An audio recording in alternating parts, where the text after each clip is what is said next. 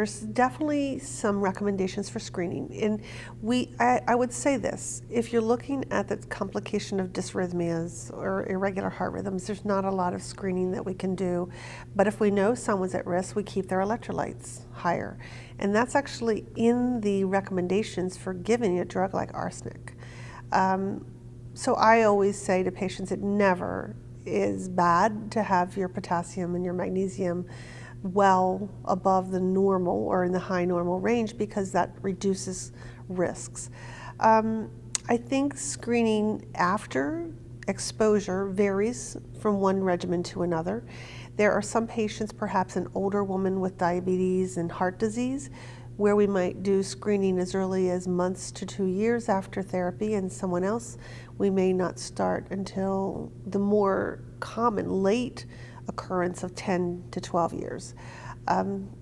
So I think there are some really good recommendations from the National Comprehensive Cancer Network for follow-up and survivorship for cardiac complications. And there's a lot of good literature in the pediatric population on what kind of screening and long-term follow-up there should be.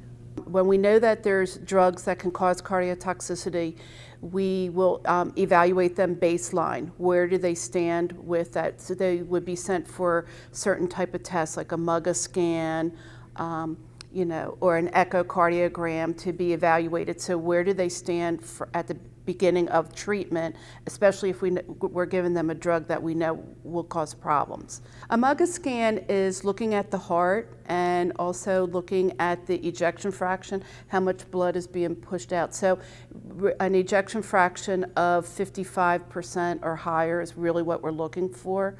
Or the higher it is, the better it is, but that's about the baseline. And then anything less or the more it decreases is telling us that the heart is not pumping as effectively as it should be. So monitoring carotids is important if you know someone has some degree of heart disease or risk for heart disease, because the carotids are large vessels, very important to feed the blood to your brain. And if you develop some sort of vascular disease, which we do see after some therapies, the carotids will become thickened with the plaques. I would say it's not in isolation the most common thing we see, but is part of the cardiac or vascular workup. I think it's commonly done if you have any kind of symptoms like headaches or dizzy spells or fainting spells, because we do want to make sure that those vessels are clear. The question about fast heart rate or slow heart rate and the vagus nerve.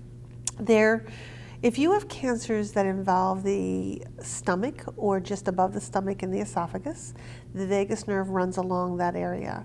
So we do see a lot of tumor radiation damage to the vagus nerve.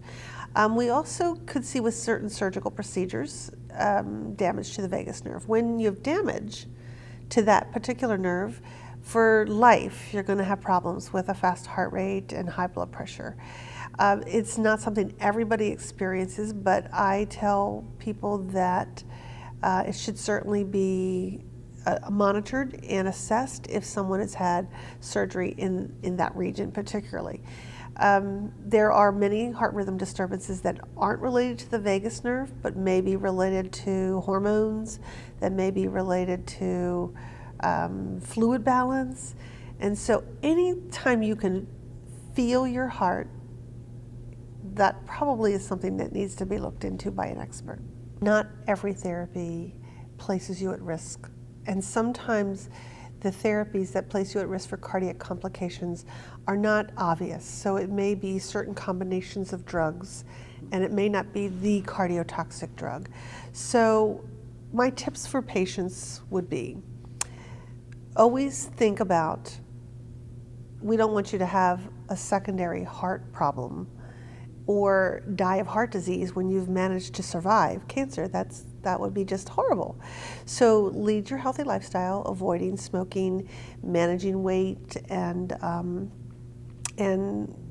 preventing diabetes. But in addition, know and talk to your doctors about whether or not the therapy you received places you at risk. And if it does, then develop a unique individualized screening program.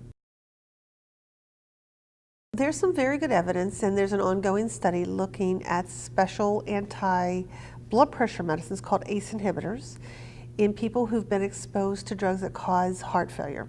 And I know that it's a blood pressure medicine, but in fact it protects the heart against long-term damage. And so there are some ongoing studies and some cases where physicians would recommend ACE inhibitors for life in somebody who's received cardiac toxic therapy. In people that have a tendency to have high heart rate because of hormones, the catecholamines in your body, beta blockers sometimes help. There's also a number of ongoing studies looking at the anti-lipid drugs in combination with chemotherapy and in those people that are at higher risk of heart disease later because of therapy.